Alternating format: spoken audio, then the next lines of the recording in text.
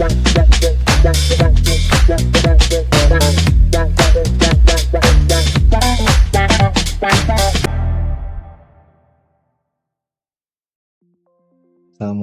warahmatullahi wabarakatuh. Izin memperkenalkan diri, nama saya Dimas Akbar Yulianto dengan NIM 221354039 dari kelas 3BK. Hari ini saya akan mempresentasikan tentang proyek atau tugas besar dari mata kuliah Sistem Kendali Digital. Dan proyek ini memiliki judul Sistem Pencahayaan Adaptif pada Lampu Mobil menggunakan metode PID. Sebelum saya menjelaskan lebih dalam tentang proyek ini dan bagaimana perancangannya, saya akan memaparkan sedikit apa yang akan dibahas dalam presentasi ini. Dan untuk yang akan dibahas di presentasi ini meliputi latar belakang, komponen utama, diagram blok, desain elektronika, desain mekanik, desain kendali, pengujian dan realisasi, dan untuk terakhir yaitu ada tuning dan hasil akhir sendiri dari proyek tersebut. Mari kita mulai. Untuk pertama, kita akan membahas mengenai latar belakang. Sistem pencahayaan mobil yang seperti kita ketahui saat ini masih banyak yang konvensional, yaitu memiliki posisi dan intensitas cahaya yang sering sekali menimbulkan masalah keselamatan dan kenyamanan berkendara. Masalah seperti silau dan kurangnya pencahayaan dapat meningkatkan risiko kecelakaan. Untuk mengatasi hal ini, dibutuhkan sistem pencahayaan otomatis yang dapat menyesuaikan posisi dan intensitas cahaya secara dinamis sesuai dengan kondisi sekitar. Sistem semacam ini akan sangat bermanfaat dalam meningkatkan keselamatan berkendara, terutama saat kondisi jalan berubah dengan cepat, serta memberi kenyamanan dan bagi pengemudi dan pengguna jalan lainnya. Nah, sebenarnya ada hal lain yang mendorong saya untuk bikin alat ini, yaitu pengalaman saya sendiri sebagai pengemudi mobil. Di jalan raya, sering sekali ketika saya mengemudi di malam hari, mobil dari arah berlawanan memiliki lampu dengan intensitas dan sorot yang tinggi. Hal ini menyebabkan ketika saya berkendara untuk sakit mata dan juga pusing. Oleh karena itu saya terdorong untuk merancang alat ini. Kemudian kita akan membahas komponen utama. Komponen utama dalam rancangan ini terdapat 6. Yang pertama yaitu sensor jarak HCSR04 atau dapat disebut juga sensor ultrasonik. Digunakan sebagai saklar atau switch pengaktifan program PID. Hal ini akan dijelaskan lebih lanjut. Kedua, sensor intensitas cahaya LDR. Digunakan untuk mendeteksi kondisi cahaya lingkungan, terutama dari arah depan. Ketiga, microcontroller Arduino Uno R3 digunakan sebagai otak atau kontrol dari sistem. Keempat, lampu LED sebagai sumber cahaya yang intensitasnya dapat dikendalikan. Kelima, motor servo MG90S digunakan untuk menggerakkan dan mengatur posisi lampu LED. Yang terakhir, LCD I2C nomor seri 2 sebagai media display nilai SP dan PV. Kita lanjut ke diagram blok. Nah, di diagram blok ini terlihat blok pertama ada set point, controller, motor driver, LED dan servo, dan kemudian feedbacknya didapati dari sensor jarak dan sensor intensitas cahaya. Nah, sensor cahaya akan memberikan masukan tingkat penerangan atau cahaya dari arah berlawanan. Sedangkan sensor jarak untuk deteksi jarak kendaraan di depan digunakan sebagai switch program PID. Data dari sensor akan diterima Arduino kemudian akan memproses data masukan menggunakan algoritma PID untuk menghasilkan sinyal kontrol. Dan sinyal kontrol ini kemudian digunakan untuk mengontrol intensitas atau kecerahan cahaya pada lampu LED. Nah, yang saya maksud sebagai switch program PID itu maksudnya ketika jarak yang dideteksi di bawah atau di luar batas yang ditentukan, maka program PID baru bisa aktif. Kurang lebih seperti gitu. Kemudian kita masuk ke desain elektronika. Ini merupakan gambaran perancangan elektronik untuk proyek yang telah dibuat menggunakan beberapa komponen seperti HCSR04, modul LDR, modul driver MOSFET, motor servo MG90S, Arduino Uno, supply DC, dan LED 12 volt. Kemudian dapat desain mekanik. Untuk desain mekanik saya rancang sendiri menggunakan aplikasi SolidWorks. Ini merupakan gambaran perancangan mekanik untuk proyek yang telah dibuat. Untuk rangkanya sendiri ini akan menggunakan kotak dengan ukuran 12,5 x 12,5 kali 7,5 cm. Kita lanjut ke desain kendali. Jadi keterangan dari desain kendali ini tuh, yang pertama terdapat deklarasi variabel, yaitu langkah awal dari programnya sendiri. 2. Setup, di mana dilakukannya inisialisasi dan konfigurasi awal untuk pin Arduino, sensor LDR, dan HCSR04 serta komponen lainnya. Ketiga, deteksi jarak dan intensitas cahaya, membaca SV serta PV. 4. Memproses nilai intensitas cahaya yang terdeteksi dengan menggunakan algoritma PID. Kelima, menghitung sampel waktu. Keenam, memeriksa apakah nilai jarak atau intensitas cahaya di luar batas yang ditentukan. 7. Jika jarak terlalu dekat atau intensitas cahaya meningkat, maka turunkan posisi servo dan kecerahan lampu, kemudian baca ulang jarak dan intensitas cahayanya. Terakhir, jika tidak, maka akan mengulangi langkah pembacaan jarak dan intensitas cahaya. Sekarang kita masuk ke pengujian. Pengujian yang pertama dilakukan adalah microcontroller Arduino Uno. Di sini saya menguji dengan membaca tegangan pada pin yang akan saya pakai. Yang pertama itu adalah pin digital, yaitu kita menggunakan pin digital 2 dan 3. Di sini terdapat pembacaan tegangan sebesar 5,07 volt.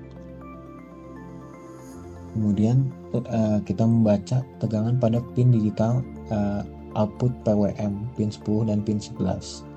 Nah, ketika membaca ini kita mendapatkan tegangan sebesar 2,5 volt dan 5 volt. Itu dengan kondisi yang berbeda. Kemudian terdapat pengujian sensor jarak ultrasonik,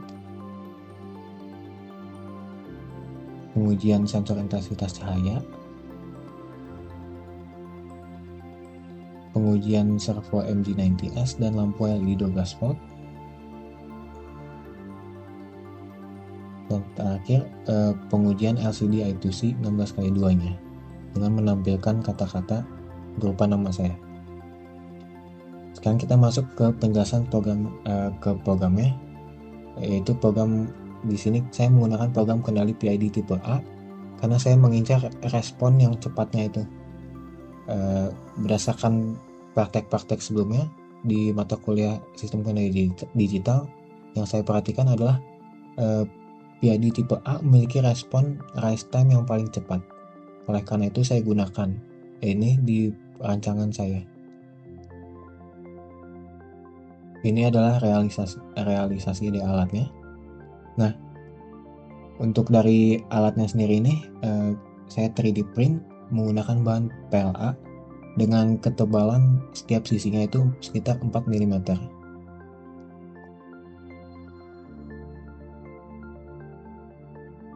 Kita masuk sekarang ini dari grafik responnya.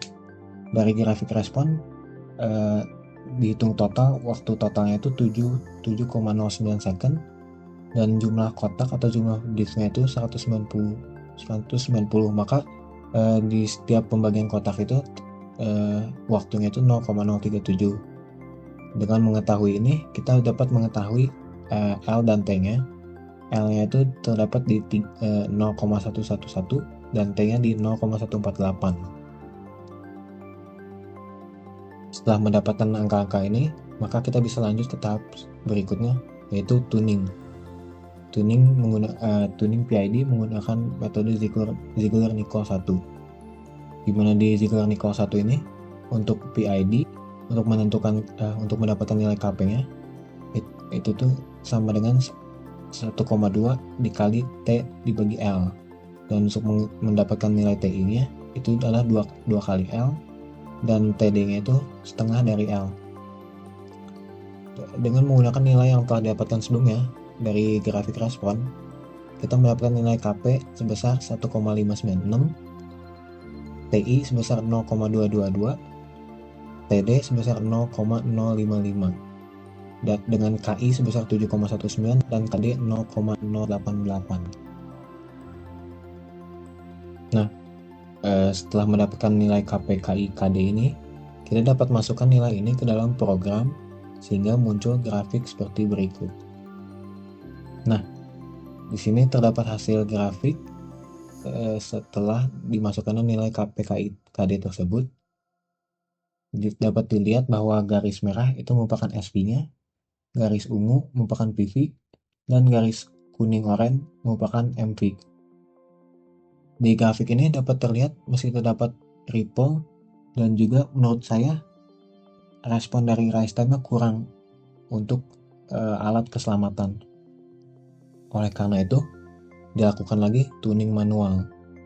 Nah, tuning manual ini saya lakukan berdasarkan tabel di atas ini, yaitu seiring dengan peningkatannya parameter KP, KI, KD, maka rise time, overshoot, settling time, dan steady state error juga akan berubah. Dan untuk seperti saya bilang tadi, saya itu mengincar rise time yang lebih bagus, dan juga saya berniat untuk mengurangi atau meminimalisir ripple-nya. Oleh karena itu, KP saya kurangi menjadi 1,25, TI saya juga kurangi menjadi 0,1, dan TD menjadi 0,1, serta saya juga tambahkan filter. Dengan begitu, terlihat pada grafik respon sistem yang sangat cepat rise time-nya. Kemudian dapat terlihat ripple-nya sudah berkurang. Selanjutnya kita lihat hasil akhirnya, yaitu berupa video.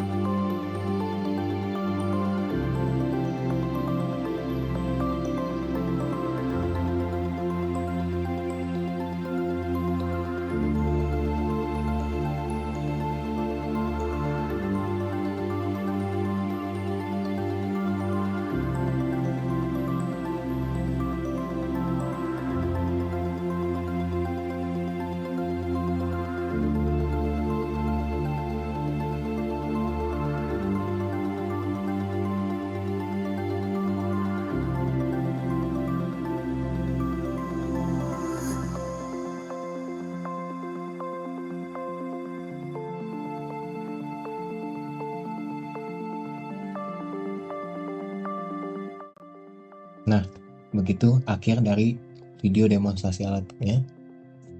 Menurut saya, secara keseluruhan alat ini sudah bekerja dengan tujuannya, berfungsi dengan baik. Namun untuk kedepannya mungkin akan saya kembangkan lagi, kalau bisa dengan skala yang lebih besar.